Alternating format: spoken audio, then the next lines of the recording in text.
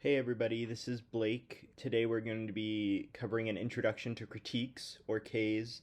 If you're wondering why critiques is spelled that way, it's has to do with the origin of the concept of a critique in philosophy dating back to some early German philosophy.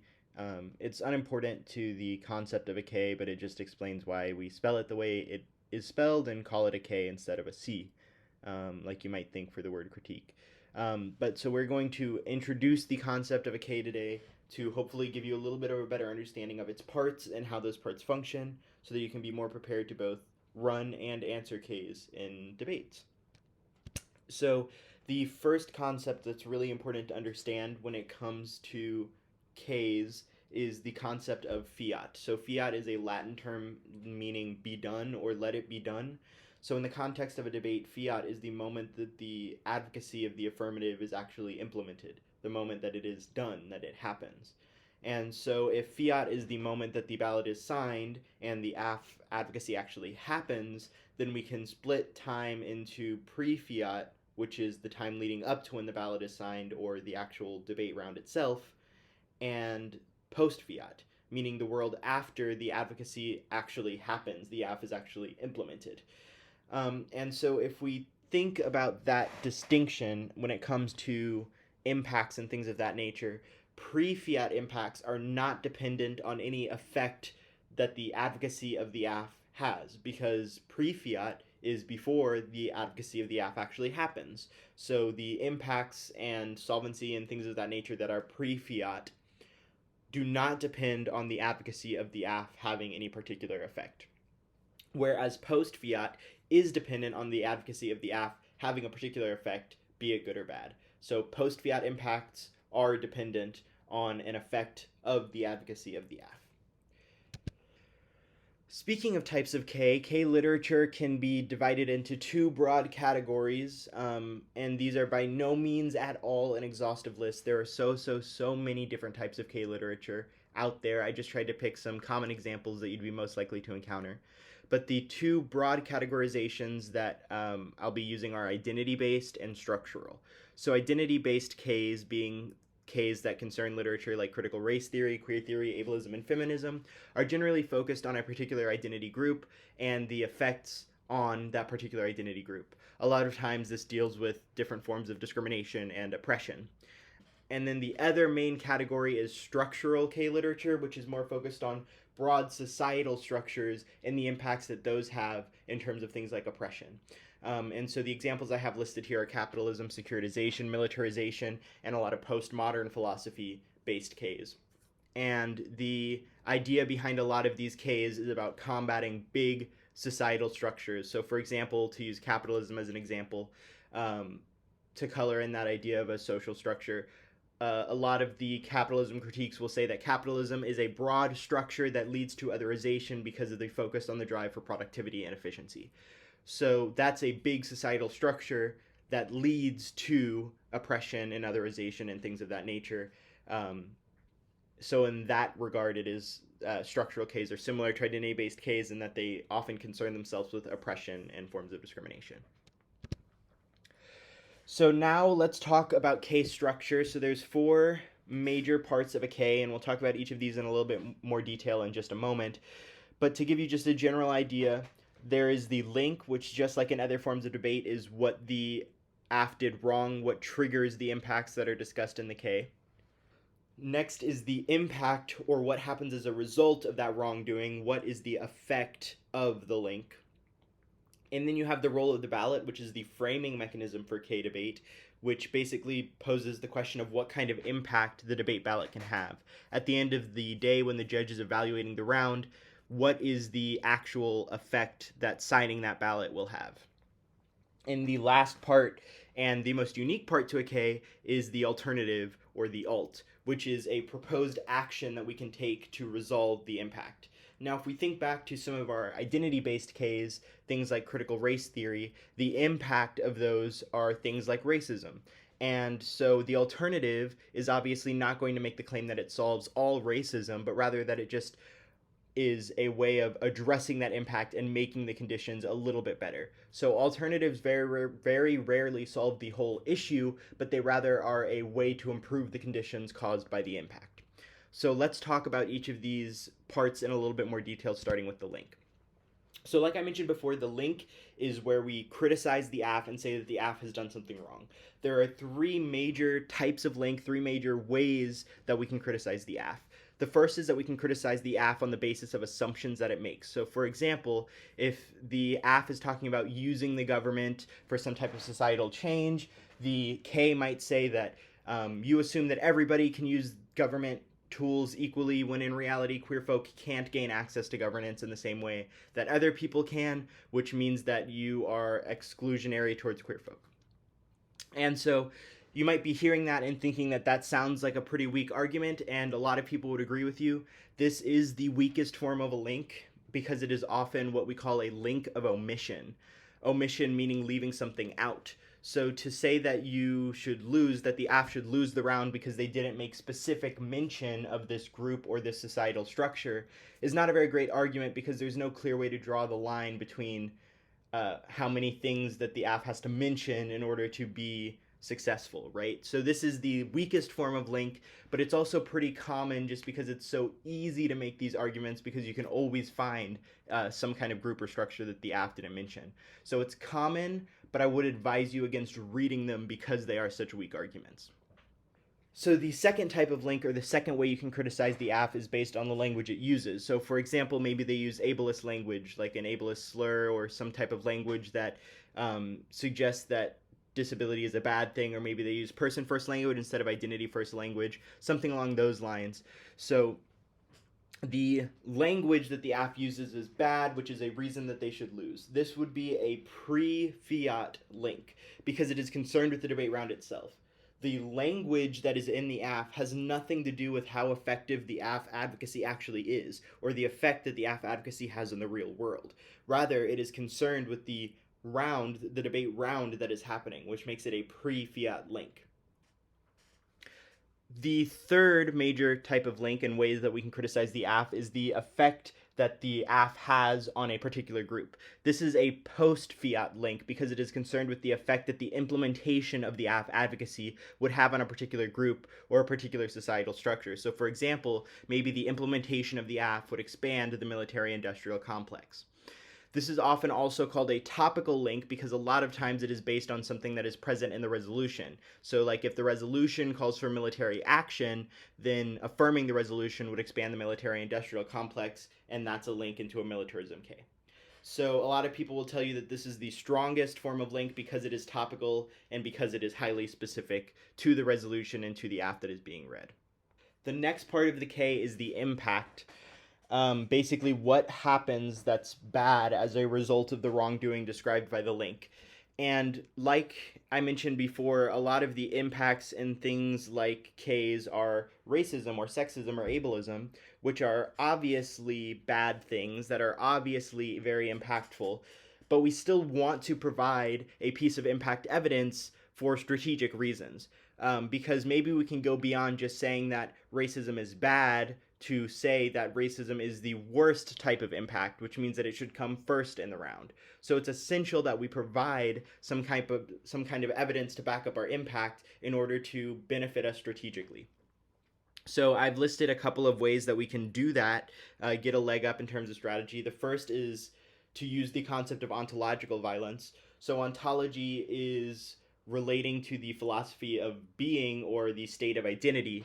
So violence that is ontological is violence against an identity or a being, as opposed to physical violence inflicted against like the human body. So if you make the claim that ontological violence is worse than physical violence, which is a claim that a lot of authors and a lot of philosophers make, then that gives you an easy route to say that something like sexism or racism comes before physical impacts like extinction or climate change or things of that nature. So ontology coming before physicality is an argument that can give you a leg up in a lot of these topical debates.